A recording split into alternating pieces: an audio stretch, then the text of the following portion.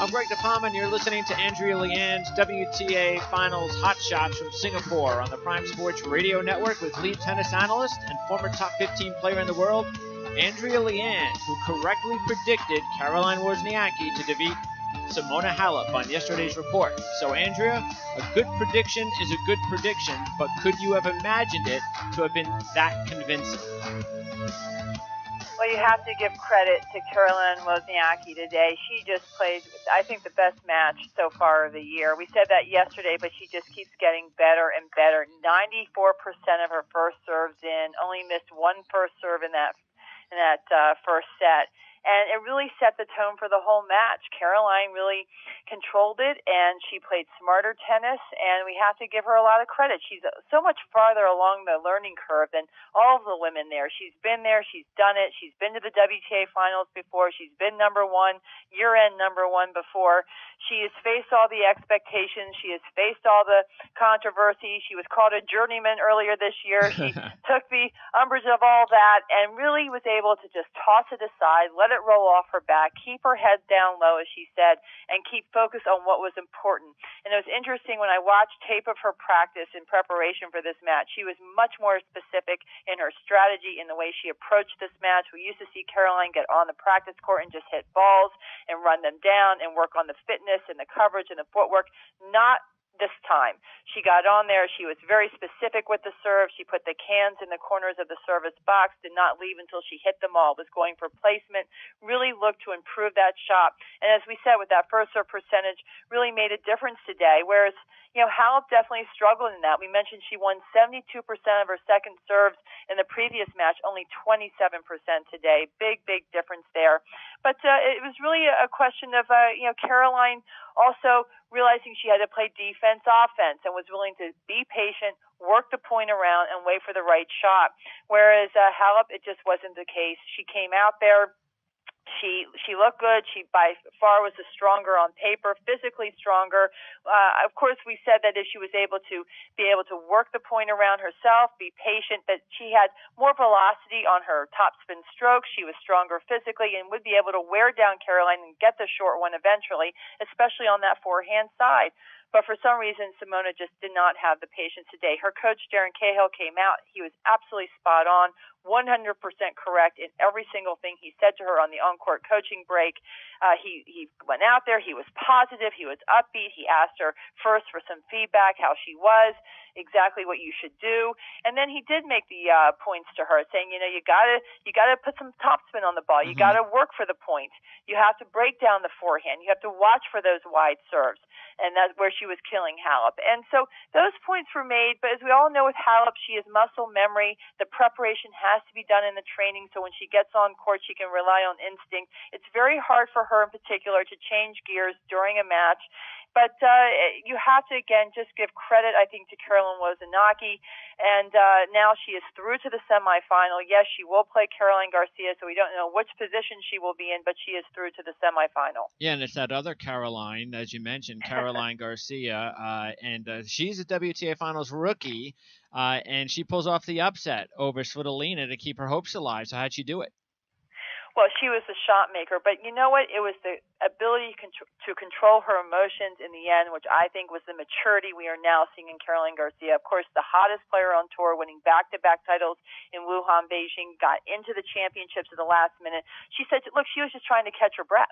This is all new for her. She really was very excited about it. She was disappointed in her first performance against Halep, really thought that she could do better.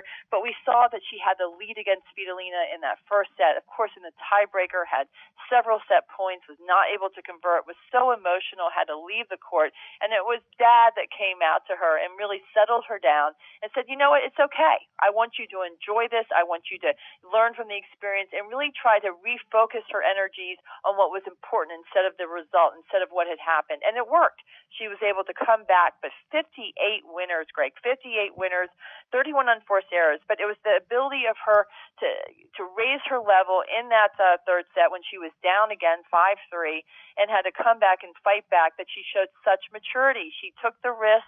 She was able to put enough spin on the ball to keep it in the court, whereas Finalina really just did not do anything with the ball. She was counter-punching well to win that first set, but just did not really look at ease out on the court. We mentioned she had trouble with the surface, had trouble moving on it, and did not really do enough with the ball to really put any pressure on Garcia. But it was really up to Garcia, and we're still seeing a real champion in the making. It was so funny because the French Federation president was just bemoaning the fact he wanted a star, a French star, a top player who could win a Grand Slam, and now he's got two in the top 10 because Milanovic is also there. Yeah. But we give credit to Garcia because now she will move on. She will play Caroline, and she's still in the running for this. This is still very much in play for Caroline Garcia.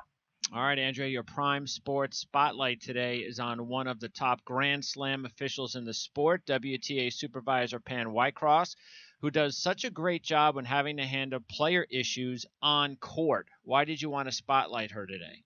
Well, Pam Whitecross is just an absolute, in my mind, a savior of the tour. She's as we said, a Grand Slam supervisor, a tour supervisor. She's been around since I played. Everyone goes to her because she's such a great problem solver, and that's why she's so great in the role as a supervisor. She is the person that has to come onto court in the most heated of battles, in the most biggest of arguments, where the players are the most emotional, and she has to calm them down and get them focused and get them back playing and make them understand that the rules are the rules and that she has to stand by the rules, but also be able to navigate between all the emotions to get the players back out there and focused. We remember her at Wimbledon with Milanovic when Milanovic fell and did not want to play and was refusing to play on because she thought the court was too slippery. And it was Pam Whitecross who went out there and said, look, Kiki, this is part of the game. You have to learn to adjust. You have to use your thinking. You have to be resourceful. You have to play by the rules.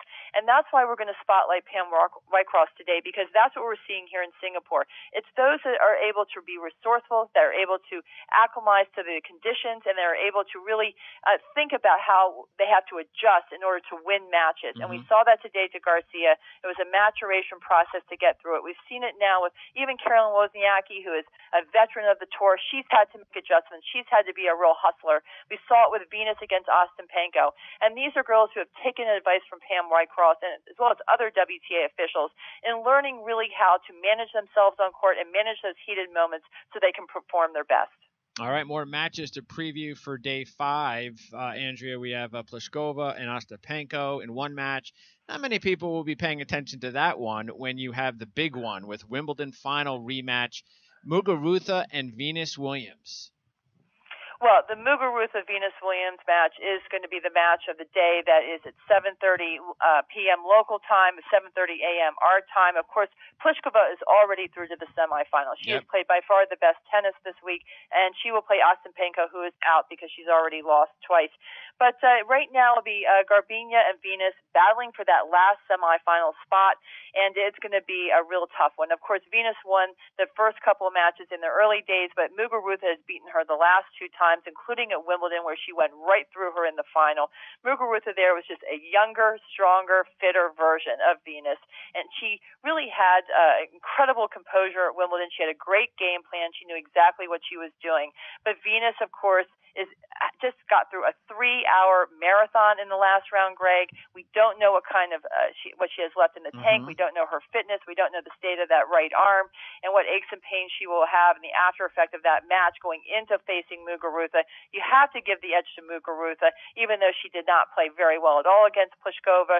She was kind of lackluster, did not show really any energy. But this has become a kind of a symbol of Muguruza. We've mentioned in about half of her tournaments this year, she's either retired or have a very dispirited type of play or performance. And so we haven't really know what to expect from her. But I think tomorrow, what she said to herself is, look, I beat Ostapenko. It doesn't matter I lost to Pliskova. If I beat Venus, I'm in the semis, and then I can really turn it on.